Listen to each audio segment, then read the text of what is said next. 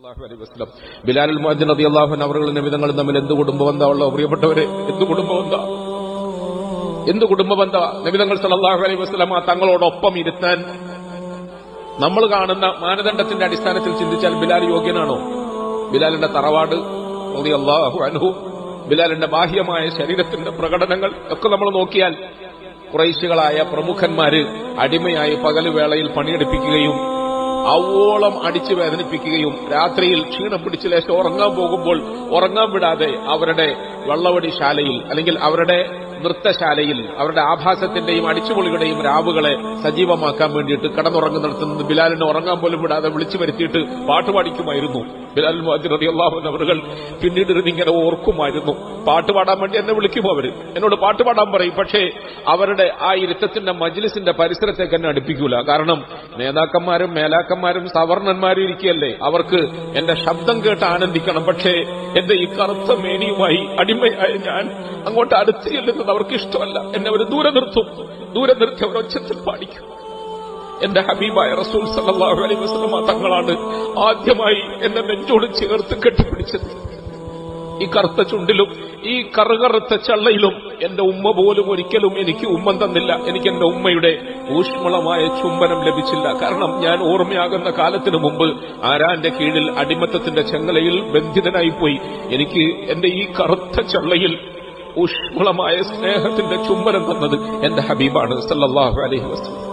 നബി സല്ലല്ലാഹു അലൈഹി വസല്ലം തങ്ങൾ തിരിച്ചങ്ങോട്ട് എത്ര സ്നേഹിച്ചു പ്രിയപ്പെട്ടവരെ, എത്ര സ്നേഹിച്ചു. അള്ളാഹുവിന്റെ ഹബീബ് സല്ലല്ലാഹു അലൈഹി വസല്ലം ഈ ലോകത്തോട് വിട പറഞ്ഞു, വഫാത്തായി. ബിലാൽ മുഅദ്ദിൻ റളിയല്ലാഹു അൻഹു അവർക്ക് പിന്നീട് പള്ളിയിൽ വന്ന് ബാങ്ക് കൊടുക്കാനോ ഇഖാമത്ത് കൊടുക്കാനോ സാധിച്ചില്ല.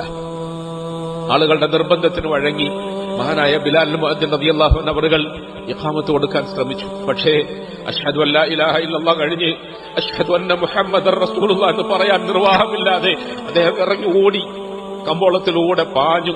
മുഹമ്മദ് മുസ്തഫ സല്ലല്ലാഹു അലൈഹി വസല്ലം തങ്ങൾ വഫാത്തായി എന്ന് ഭ്രാന്തമായ നിലയിൽ ജനത്തോട് ഉറക്കെ വിളിച്ചു പറഞ്ഞുകൊണ്ട് അദ്ദേഹം ഓടി നടന്നു. റസൂലുള്ളാഹി സല്ലല്ലാഹു അലൈഹി വസല്ലം തങ്ങളില്ലാത്ത മദീനയിൽ ഇനി എനിക്ക് ജീവിക്കാൻ കഴിയില്ല. നബിതങ്ങൾ സല്ലല്ലാഹു അലൈഹി വസല്ലം ഇല്ലാത്ത മദീനയിൽ ഇനി എനിക്ക് ജീവിക്കാൻ കഴിയില്ല, ഞാനിവിടെ ജീവിക്കൂല എന്നുറച്ച് തീരുമാനിച്ച് അദ്ദേഹത്തിന്റെ കെട്ടുമുട്ടുമൊക്കെ എടുത്തുകൊണ്ട് അദ്ദേഹം വേദനയോടുകൂടി മദീന വിട്ടുപോയി.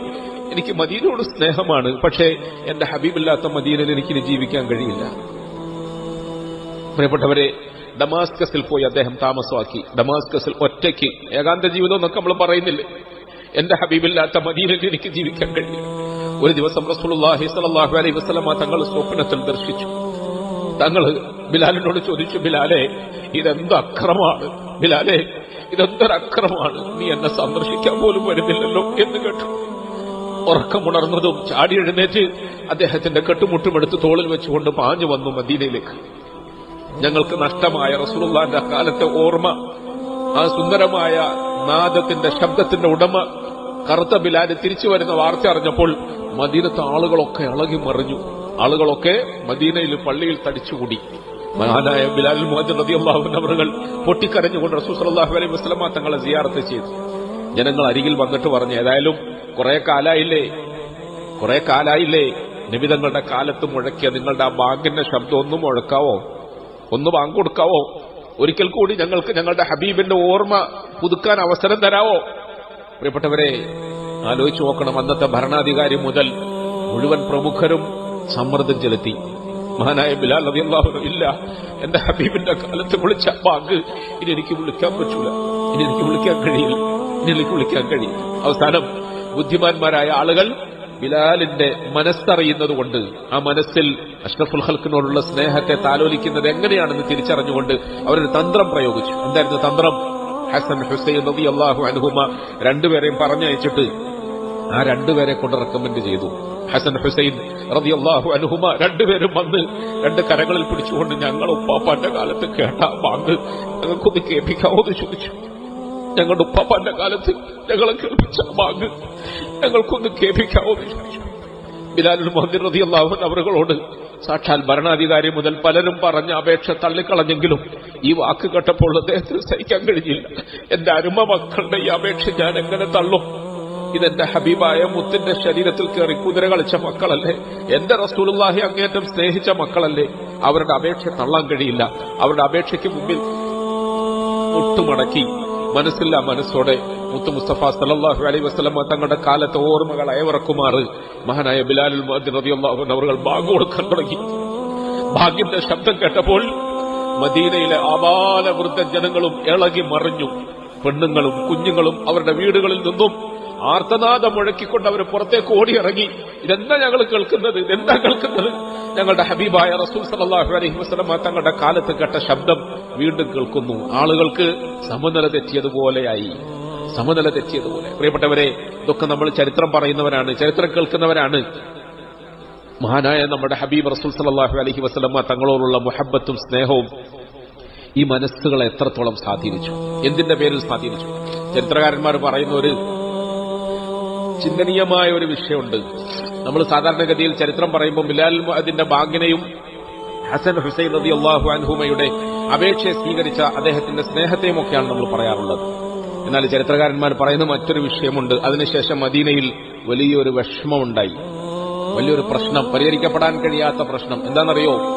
പ്രായപൂർത്തിയെത്താത്ത കൊച്ചു കൊച്ചു കുഞ്ഞുങ്ങളൊക്കെ അവരുടെ ഉമ്മമാരുടെ അരികിൽ വന്നുകൊണ്ട്, ഉമ്മ, നമ്മളെ റസൂലുള്ളാഹിന്റെ കാലത്ത് നമ്മൾ കേട്ട് ശീലിച്ച ബിലാലിന്റെ ബാങ്ക് മടങ്ങി വന്നില്ലേ, ബിലാലിന്റെ ബാങ്ക് മടങ്ങി വന്നില്ലേ? നമ്മളെ റസൂലുള്ളാഹിന്റെ കാലത്ത് നമ്മളൊക്കെ കേട്ട് സന്തോഷിച്ച ബിലാലിന്റെ ബാങ്ക് മടങ്ങി വന്നല്ലോ കുറെ നാളുകൾക്ക് ശേഷം. അങ്ങനെയാണെങ്കിൽ നമ്മളെ റസൂലും മടങ്ങി വരുമല്ലേ, നമ്മളെ റസൂലും മടങ്ങി വരുമല്ലേ എന്ന് ഉമ്മമാരോട് ചില കുഞ്ഞുങ്ങൾ വന്ന് നിർബന്ധം പിടിച്ചു കരഞ്ഞു. ഈ ഉമ്മമാരും അവരുടെ ഉപ്പമാരും അവരുടെ വീട്ടിലെ പുരുഷന്മാരും നിസ്സഹായകരായി പൊട്ടിക്കരഞ്ഞുകൊണ്ട് അവരിൽ നിന്നും പിന്തിരിഞ്ഞുപോയി എന്ന് ചരിത്രകാരന്മാർ പറയുന്നുണ്ട്. ആ കൊച്ചു കുഞ്ഞുങ്ങളുടെ മനസ്സിൽ കാലം എത്ര കഴിഞ്ഞിട്ടും അയക്കാൻ കഴിയാത്ത തരത്തിൽ പൊത്തിവെക്കപ്പെട്ട ഒരു മുഹബ്ബത്ത്. പ്രിയപ്പെട്ടവരെ, മുഹബ്ബത്ത് എന്തിന്റെ പേരിലുള്ള മുഹബ്ബത്താ? മുഹമ്മദ് മുസ്തഫ സല്ലല്ലാഹു അലൈഹി വസല്ലമ തങ്ങൾ ആത്മാർത്ഥമായ നിലയിൽ അവർക്ക് വേണ്ടി ജീവിച്ചു, അവരെ സംസ്കരിക്കാൻ വേണ്ടി ശ്രമിച്ചു, അവരുടെ സ്വഭാവശുദ്ധിക്ക് നേതൃത്വം കൊടുത്തു, അവരുടെ ജീവിതത്തെ നേരായ മാർഗത്തിൽ നയിക്കുന്ന രംഗത്ത് തങ്ങൾ നായകനായി ഇമാമായി മുന്നിൽ നടന്നു. റസൂൽ സല്ലല്ലാഹു അലൈഹി വസല്ലമ തങ്ങൾ നേരത്തെ പറഞ്ഞതുപോലെ മുഴുപ്പട്ടിണിയുടെ കൊടുമ്പിരിക്കൊള്ളുന്ന കുടുംബ സാഹചര്യത്തിലും ഈ ഇരിക്കുന്ന ജനത്തോട് തങ്ങളുടെ വേദനകളും വിഷമങ്ങളും ഒന്നും പറഞ്ഞില്ല. ആരെയും അതൊന്നും അറിയിച്ചില്ല.